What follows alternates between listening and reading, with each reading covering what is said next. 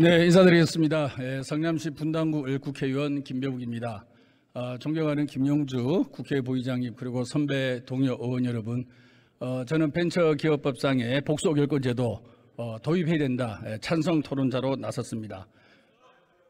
네, 앞에 두 의원님께서 저랑 같은 민주당 소속인데 또 서로 다른 의견을 갖고 국회 본회의장에서 이렇게 정책 토론회 한다는 것이 좀 어색하지만 앞으로 우리 국회가 또 나아갈 길이지 않을까, 바람직한 길이다 이런 생각도 하고 있습니다.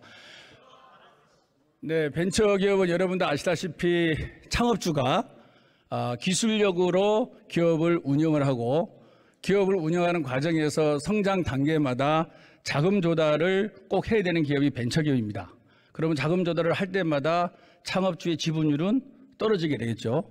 떨어지면서 본인의 경영권에 대한 고민도 할 거고 경영 방어권도 또 생각할 수밖에 없습니다. 그러다 보니 경영에 몰입하기가 힘들고 또한 투자받기보다는 차입으로 부채로 기업이 필요한 자금을 조달하게 됩니다. 여러분도 아시다시피 차입을 하게 되면 이자가 나가야 되고 또 상환기간이 존재하기 때문에 경영에 아주 막대한 영향을 초래하고 있습니다.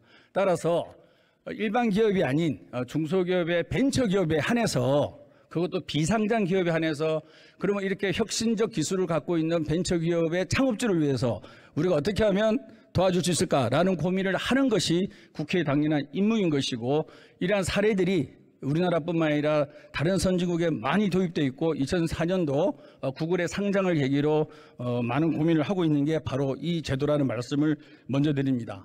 앞서 많은 의원님들이 제기했던 우려, 저는 충분히 공감하고 그럴 수 있다고 생각합니다. 그런데 국회는 우려가 있다고 일을 안 하는 것이 아니라 우려를 우리가 입법권을 통해서 행위규제로 막아내고 그 우려가 구현되지 않게끔 법을 잘 만드는 것이 저는 국회의 역할이라고 생각합니다. 지금 얘기하셨던 여러 가지 우려들이 그동안의 논의 속에서 많이 반영이 되어 있고 그 우려가 현실화될 가능성이 거의 없다고 저는 생각합니다. 제가 한 예를 들어보겠습니다. 2020년도에 인터넷은행법이라는 것이 개정안이 나왔습니다.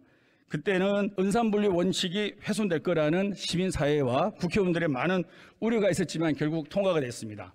그 당시 많은 우려점에 대해서 법안 심사 과정에서 행위별 규제를 넣자라고 판단해서 어떤 내용이 됐냐면 여러분께 말씀을 드리겠습니다. 먼저 상호 출자 제한 대상 기업 집단은 보유 주주가 되지 못하게 했습니다. 그리고 대주주의 사금고하를 방지하기 위해서 대주주에게 신용 공유를 할 수 없게 하였고요. 대주주가 발행한 주식을 취득할 수 없도록 하는 등 행위별 규제를 아주 강하게 했습니다. 그런 속에서 인터넷은행이 탄생하게 되었고 인터넷은행이 시중은행의 혁신을 가속화시키고 금리 경쟁을 일으키는 소위 매기 역할을 톡톡히 했다고 저는 생각합니다. 마찬가지입니다. 이 벤처기업에 대한 복속여건 많은 문제제기가 있고 그에 대한 지적이 있습니다. 하지만 재벌의 상속 증여에 복속여건이 악용될 거라는 주장은 전혀 저는 동의할 수가 없습니다. 여러분 아시다시피 우리가 가장 우려하는 것이 경제의 집중이고 재벌의 사익 편취 또 경제의 집중을 활용한 우월적 지위 남용 아니겠습니까? 그래서 이번 법에는 재벌 2, 3세들의 편법 증여에 활용될 수 있는 것을 원천적으로 차단했습니다. 먼저 비상장 벤처기업의 등기 이사인 창업주가 투자 유치 활동을 통해서 최대 주주 지위를 상실하는 경우로 제한을 했습니다. 여러분도 아시다시피 벤처기업은 중소기업에만 해당됩니다. 대기업은 원천적으로 할 수 없습니다. 두 번째, 경제적 이득을 취하는 상속, 증여, 양도시는 보통주로 전환하게 했습니다. 경제적 이익을 취득하지 못하게 했습니다. 그리고 복속여건의 존속기간도 최대 10년, 상장이 있을 때는 3년으로 제한을 했습니다. 따라서 경제적 이득을 전혀 줄 수가 없는데 어찌 편법적 상속 증여가 가능하단 말입니까? 저는 그런 부분에 대해서 행위 규제를 통해서 이 법에 꼼꼼히 그런 우려가 현실화되지 않게끔 만들었다는 말씀을 분명히 드립니다. 제일 걱정되는 것은 복속여건을 도입한 그 벤처기업의 투자가 조금 덜 되지 않겠냐라는 우려는 저도 동의를 하는 바입니다. 벤처기업의 복속여건이 도입이 되면 투자한 사람들이 자기의 목소리가 적어질 수가 있겠죠. 근데 그것은 시장의 논리로 해결할 수 있다고 생각합니다. 기업이 벤처 기업이 복수 의결권을 도입을 했는데 투자가 안 돼요. 그럼 당연히 창업주는 복수 의결권을 포기하겠죠. 네, 그 상식입니다. 그리고 복수 의결권이 없는 회사에 오히려 벤처 캐피탈이 당신 아니면 우리는 투자 못한다. 당신이 창업주가 영원히 이 회사를 경영해달라고 하면서 복수 의결권을 요청하는 경우도 있다고 봅니다. 그거는 현장에서 시장에서 창업주와 펀드 매니저 이해관계자들끼리 서로 협의해서 이루어지는 과정이기 때문에 우리는 법적 근거를 만들어 놓고 시장이 잘 작동하게 하는 게 우리 국회의 역할이라고 생각합니다.